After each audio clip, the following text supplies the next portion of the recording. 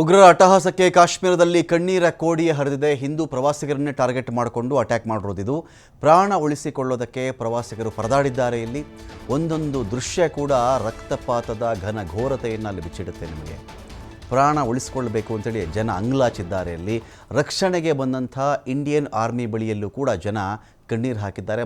ಮೊದಲಿಗೆ ನಾವು ಫೌಜಿ, ನಾವು ಸೈನ್ಯದವರು ಹೆದರಬೇಡಿ ಅಂತ ಹೇಳ್ಕೊಂಡೇ ಬರ್ತಾರೆ. ಕಾರಣ ಉಗ್ರರ ದಾಳಿಯ ಆಘಾತ ಆ ಮಟ್ಟದಲ್ಲಿತ್ತು. ಯಾರನ್ನು ನಂಬಬೇಕು, ಯಾರು ಉಗ್ರನೋ ಯಾರು ಸೈನಿಕನೋ.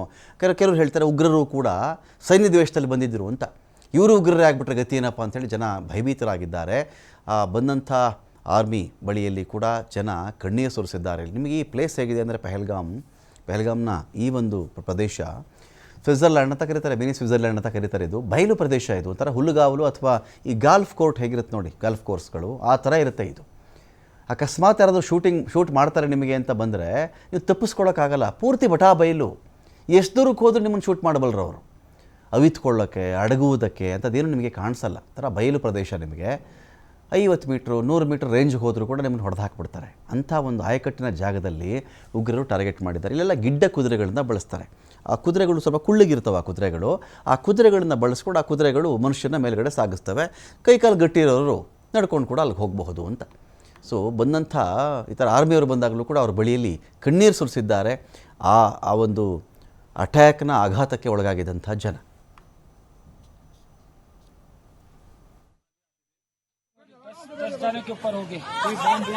बैठो आराम से बैठो। फायरिंग कर रहे हैं वो लोग। हाँ फायरिंग कर रहे हैं। चोट है मेरे बाजू में बगल में था।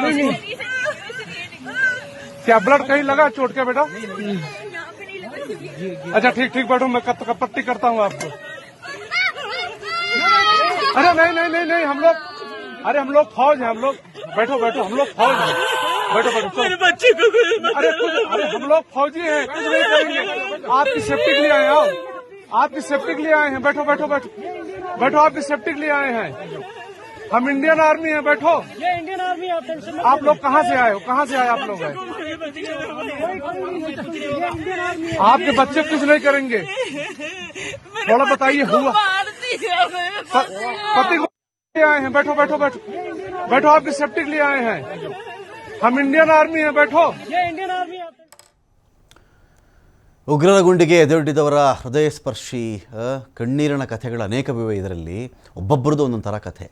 ನಮಗೆ ಈ ವಾಲ್ಮೀಕಿ ಮಹಾಶಯರು ಈ ರಾಮಾಯಣವನ್ನು ಬರಲಿಕ್ಕಿಂತ ಮುಂಚಿತವಾಗಿ ಈ ಕ್ರೌಂಚ ಪಕ್ಷಿಗಳ ಕಥೆಯನ್ನು ಅದರಲ್ಲಿ ಉಲ್ಲೇಖ ಮಾಡ್ಕೊಂಡು ಹೋಗ್ತಾರೆ. ಕ್ರೌಂಚ ಪಕ್ಷಿಗಳು ಮಿಲನದ ಸುಖದಲ್ಲಿದ್ದಾಗ ಒಂದು ಬಾಣ ಅದರಲ್ಲಿ ಒಂದು ಪಕ್ಷಿಯನ್ನು ಸಾಯಿಸ್ಬಿಡುತ್ತೆ ಅಂಥೇಳಿ. ಇನ್ನೊಂದು ಪಕ್ಷಿ ಅದರ ಕಣ್ಣೀರಿಗರಿಯುತ್ತೆ. ಅದರ ಆಕ್ರಂದನ, ಅದರ ಆಕ್ರೋಶ, ಅದರ ಅಸಹಾಯಕತೆ, ಅದರ ಶಾಪ. ಹಾಗೆಯೇ ಒಂದು ವಾರದ ಹಿಂದೆ ಮದುವೆಯಾಗಿ ಹನಿಮೂನಿಗೆ ಬಂದಿರತಕ್ಕಂಥವ್ರು ಇಲ್ಲಿ. ಒಂದು ವಾರದ ಹಿಂದೆ ಮದುವೆಯಾಗಿ ಹನಿಮೂನಿಗೆ ಬಂದಿದ್ದಾರೆ. ಜಮ್ಮು ಕಾಶ್ಮೀರ ಹೇಳ್ತಾರಲ್ಲ, ಪ್ರೇಮ ಕಾಶ್ಮೀರ ಅದು ಅಂತ.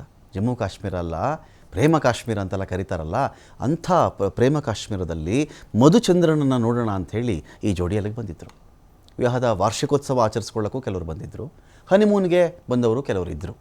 ಮಕ್ಕಳೊಂದಿಗೆ ಬೇಸಿಗೆ ರಜೆಯನ್ನು ಕಳಿಬೇಕು ಅಂಥೇಳಿ ಆ ಮಜಾ ಮಾಡೋಣ ಚೆನ್ನಾಗಿ ಅಂಥೇಳಿ ಅದಕ್ಕೆ ಬಂದಿದ್ದವರು ಇದ್ದರು. ಪ್ರಕೃತಿಯ ಸೊಬಗನ್ನು ಸವಿದು ಆನಂದಿಸಬೇಕು ಅಂತ ಹೋಗಿದ್ದರು ಅನೇಕರಿದ್ದರು. ಹೀಗೆ ಒಬ್ಬೊಬ್ಬರದ್ದು ಒಂದೊಂಥರ ಕಥೆ, ಹೃದಯಸ್ಪರ್ಶಿ ಕಥೆಗಳು.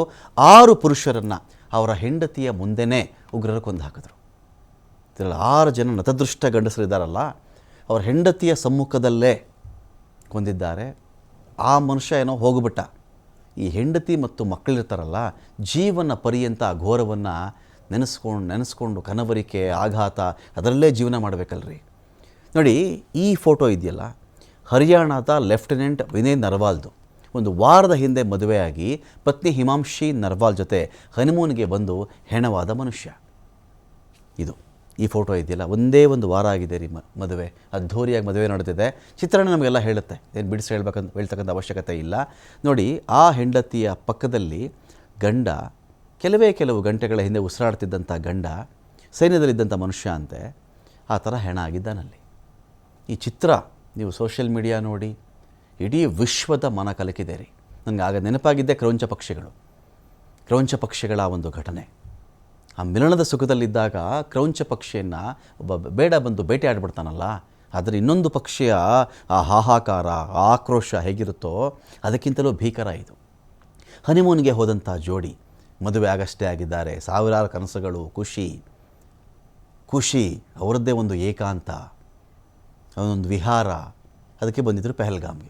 ನತದೃಷ್ಟ ಜೋಡಿ ಅಲ್ಲಿ ಬಂದು ಕೂತಿದ್ರು. ತಿಂಡಿ ತಿನ್ನಕ್ಕೆ ಹೋದವ್ರನ್ನ, ಚಾಟ್ಸ್ ತಿನ್ನಕ್ಕೆ ಹೋದವ್ರನ್ನ, ನೀನು ಯಾವುದು, ನಿನ್ನ ಧರ್ಮ ಯಾವುದು, ನೀನು ಎಲ್ಲಿಂದ ಬಂದಿದ್ಯಾ, ನಿನ್ನ ಐಡೆಂಟಿಟಿ ಕೊಡು, ಧರ್ಮದ ಇದೊಂದು ಸಾಲು ಹೇಳು ನೋಡೋಣ, ಇದೆಲ್ಲ ಹೇಳಿ ಅವನು ಯಾವಾಗ ಅದು ಹಿಂದೂ ಅಂತ ಗೊತ್ತಾಯಿತೋ ಅವನನ್ನು ಮುಗಿಸಿರ್ತಕ್ಕಂಥ ಕಥೆ ನೋಡಿ.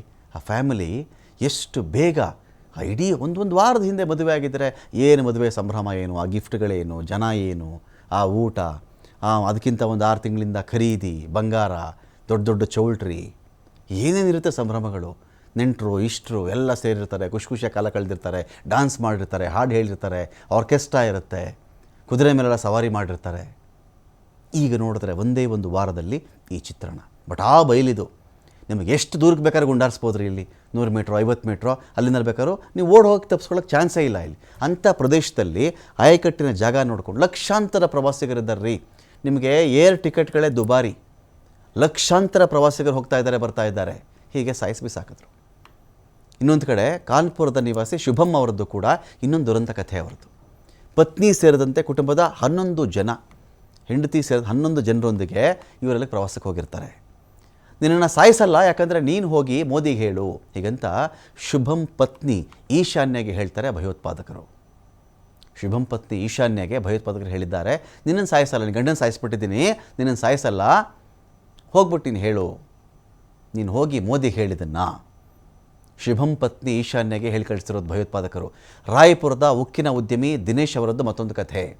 ವಿನಯ್ ಶುಭಮ್ ಹನಿಮೂನ್ಗೆ ಬಂದು ಹೆಣವಾದರೆ ದಿನೇಶ್ ವಿವಾಹ ವಾರ್ಷಿಕೋತ್ಸವದ ಸಲುವಾಗಿ ಅಲ್ಲಿಗೆ ಹೋಗಿ ಹೆಣ ಆದರು. ವೆಡ್ಡಿಂಗ್ ಆ್ಯನಿವರ್ಸರಿ, ವರ್ಷ ತುಂಬಿತು, 2 ವರ್ಷ ತುಂಬಿತು, ಹೋಗಿ ಆಚರಿಸೋಣ ಅಲ್ಲಿ ಆರಾಮಾಗಿ ಅಂತ ಹೋದ್ರಲ್ಲ, ಅವ್ರು ಅಲ್ಲಿ ಹೋಗಿ ಹೆಣ ಆಗಿರೋದು. गोली मार दी यहाँ पे। उसने बोला कि शायद मुस्लिम नहीं है, उसने उसको गोली मार दी। नहीं, आप टेंशन मत लो, अब बेटा आप यहाँ पे रहो, हम साथ में। आपने आप बोले ना मुझे, पर थी क्या बोलते भेलपुरी खाली से, मेरा पति साइड में था, एक इंसान है उसने उसको गोली मार दी।